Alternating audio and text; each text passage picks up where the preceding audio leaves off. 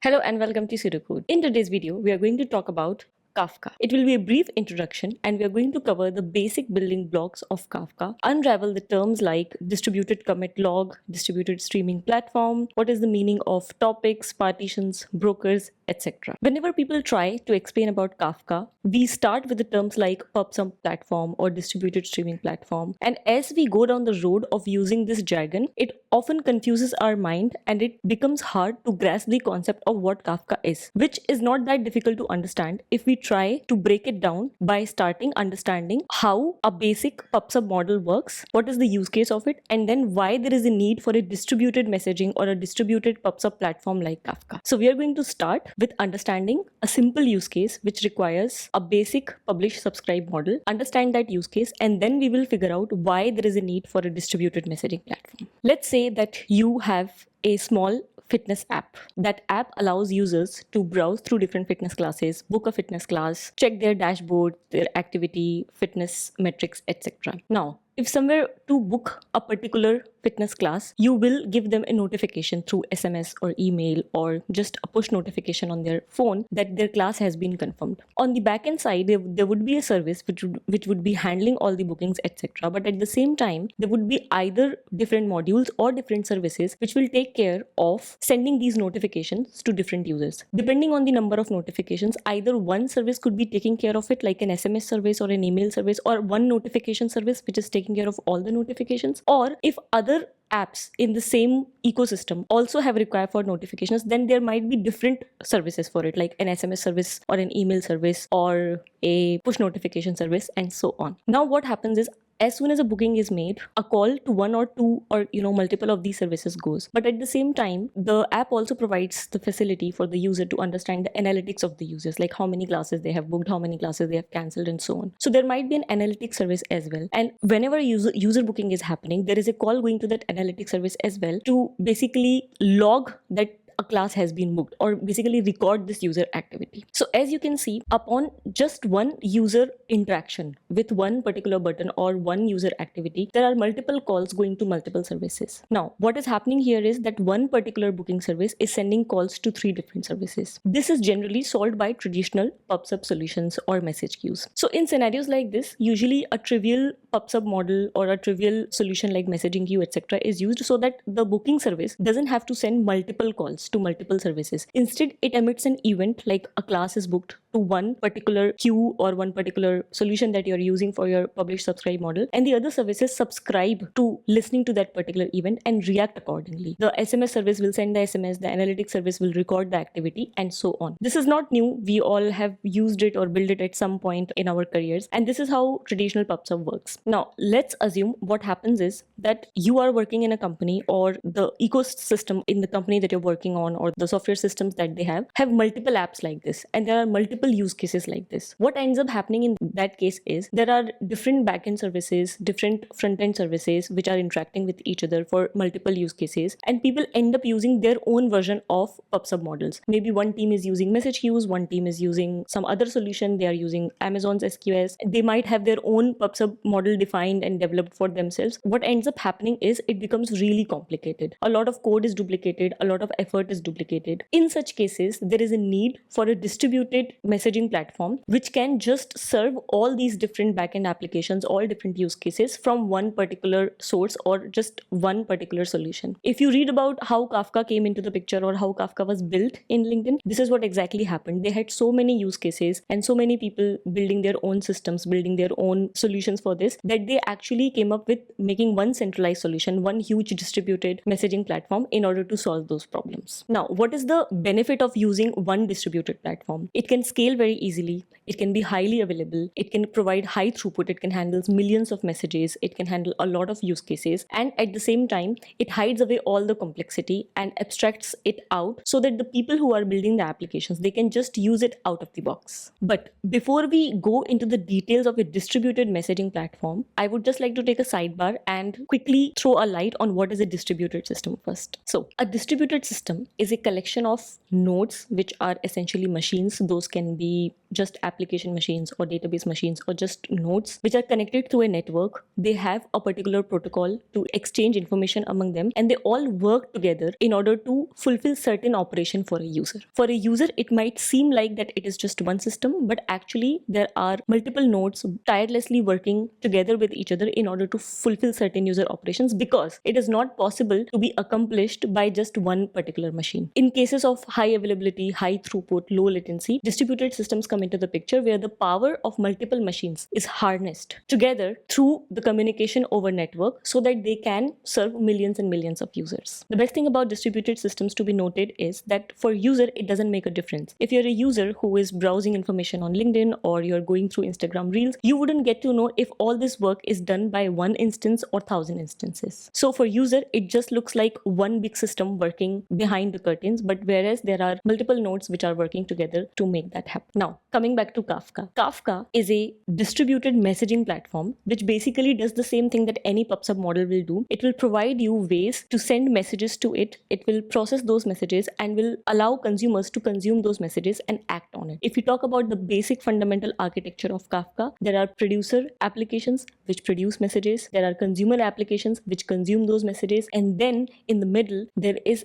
a cluster of Kafka which has various servers or brokers which work together in order to process those messages. Two important things to note about these messages. Kafka only understands stream of bytes. So the messages which are sent through producers to Kafka have to be converted to the series of zeros and ones, and when the Kafka allows the consumption of these messages, the consumers also have to convert these series of zeros and ones to the format that they understand. But for Kafka, it's a series of zeros and ones which it processes. At the same time, the Kafka cluster also saves these messages. They retain these messages on disk for a particular period of time. By default, it is 7 days, so that it can be available for consumption or replay at a later stage of operations. The responsibility of converting the messages, which can be in the form of JSON or any other format, to byte stream is called process of serialization, and the responsibility of it depends on the producer, and the opposite process of it, deserialization, the responsibility of that is on the consumer. Now let's start with the fundamental building blocks of Kafka. The very first unit of Kafka that we need to understand is a message. A message is a collection of data which records any activity that has happened in the system, like a booking created or a booking cancelled or someone is browsing a class. This small unit contains a lot of information, and this is sent to the Kafka cluster for processing. Inside Kafka cluster, there is something called topics and partitions. Topics can be understood as tables in a database, and partitions can be understood as rows in databases. This is a simple analogy to understand and help you visualize. What happens is the messages are written to certain topics for certain partitions. In the case of fitness app, you can understand that booking a class or browsing a class or cancelling a class are events which will result in the formation of messages and producer applications producing those messages, and they will be written to a certain topic, let's say user activity. Inside that particular topic, there will be multiple partitions 1, 2, 3 and 4 onto which these messages will be mapped or sent to. Once these messages are put onto certain partitions, there are different consumers which are going to consume from these partitions. Multiple consumers can be consuming from different partitions. All the consumers which consume from the same topic fall into the same consumer group. One important thing to note here is that we will come to the point where we will understand how one message goes to a certain partition. How does that happen? I will just get to that in a few minutes. But before that, let's understand something, that the ordering of the messages is not the same as the messages are sent to a certain topic. So for example, if messages are sent to a certain partition, the ordering of messages in that partition will be maintained. But if messages are sent to multiple partitions of the same topic, then the overall ordering of those messages cannot be maintained. The ordering can be maintained only within a certain partition. So here is an example.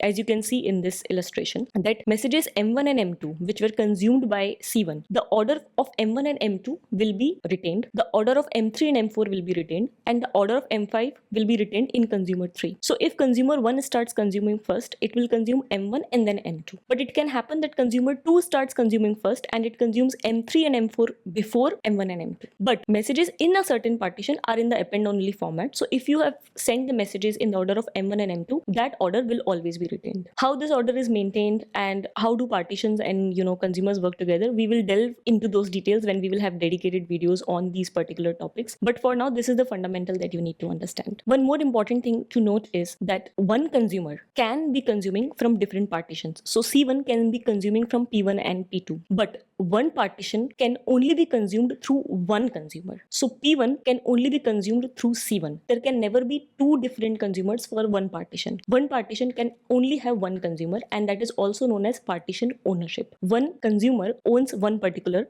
partition. It can own multiple partitions, but one partition will only have one consumer always. Now let's come back to the topic. How do certain messages get mapped to certain partitions? So your messages can have a certain property inside them called a key. Any hash function can be utilized in order to generate that key, and then certain keys are mapped to certain partitions. So if we are to generate different keys for different messages and we can map them to different partitions, that's how different messages will end up into different partitions. For example, if you want to maintain the order for a certain user activity, you can make sure by sending all those messages with a particular key to a certain partition so that they are always in order. But in certain user activities, when you don't care about the order, you can actually send them to another partition for faster processing. So it depends on your use case. Do you want faster processing? You can increase the number of partitions. But if you want to maintain the order, then you would have to send the messages to one partition and you would have to wait for those messages to be consumed in the same order. Again, we will delve into these details when we have dedicated videos on partitions and consumers. Now that we have understood the concept of messages, partitions, and topics, where do these partitions and topics reside in? These partitions and topics actually reside inside a broker, or basically a server, which you can also understand as a node in a Kafka cluster. So a server or a broker basically consists of a lot of topics and a lot of partitions. It takes care of consuming the messages, sending them to certain partitions, commit particular offset for them, and also save those messages to the disk. This is the whole responsibility of a broker. Broker also allows consumers to consume those messages. So you can understand in this way that the messages will be sent to Kafka cluster. The broker will ensure that the message is going to the correct topic, to the correct partition, a correct offset is getting assigned to it, and it is getting stored in the disk. And then when a consumer polls for that message to be consumed, the broker allows consumption of those messages. It can also allow the replay of those messages because it will store the messages on the disk. One broker can serve a lot of topics with a lot of partitions. These brokers are actually very heavy machines and are used and designed in order to handle large scale of compute. But the question is, how do Kafka handles millions of messages and so many partitions and topics? It's because there are so many brokers working together with each other, and a collection of multiple brokers is actually called a Kafka cluster. If it is a small deployment for certain applications, maybe 3 or 4 Kafka brokers are sufficient. Usually the configuration starts with at least 3 Kafka brokers, but in cases of large scale systems, this number can go up to tens or hundreds even. And all these machines work together in order to handle those messages. One thing to note about Kafka is that the topics and partitions do not exist on their own. Since this is a distributed system, you will already understand that these topics and partitions are replicated across different brokers. It depends on the replication factor, and this is done in order to handle the failures, in order to ensure high availability. So one broker can be having ownership of certain partitions, and at the same time that broker will be replicating those partitions to another brokers. The important thing to note here is the broker owns a particular partition and not a particular topic. There can be a case where a broker might be owning one partition from one topic and another broker might be owning another partition from that same topic. So here is an illustration to understand that. As you can see here, there is one broker. It has 2 topics, T1 and T2. The partition P1 of T1 topic is owned by broker B1, and the partition T2, the second partition of the same topic, is owned by another broker, and both these broker also replicate these partitions to the second machine. So partition P1 is replicated in broker 2 and partition P2 is replicated in broker 1. The same thing is happening for another topic. So all of this is done to understand that broker 1 is a leader for partition P1 and P4, and broker 2 is a leader for partition P2 and P3, and at the same time broker 1 is a follower for P2 and P3, and broker 2 is a follower for P1 and P4. It is the responsibility of broker 1 to replicate the partitions that it owns. So broker 1 owns P1 and P4. It will replicate partitions P1 and P4 to broker 2. Broker 2 owns partitions P2 and P3, and it will replicate these partitions P2 and P3 to broker 1. So in this way, all the partitions have 2 copies across these 2 different brokers. So this is how the replication happens. This is a very simple illustration. In reality, the replication factor can be higher than 2. It can be 3, 4 or 5. And these brokers communicate with each other in order to send the copies of different partitions and the messages inside them in order to retain multiple copies of the same messages, which thereby allows for higher availability, low latency, and high throughput. As you can see, Kafka cluster can have hundreds of these brokers, and that's why it can maintain thousands of partitions and can process millions of messages. This is how this distributed messaging platform allows for huge scale, for high availability, for low latency. So that was a brief introduction to Kafka. I hope it would have helped you understand it in a simpler manner. If you like this video, we can continue this series and I can start explaining the concepts of Kafka in deeper details with some hands-on videos. If you like the video and if you have any feedback to share, please feel free to share that in the comments. You can read about Kafka through the links given in the description. We'll be coming back with more such videos. Till then, take care and see you in the next video.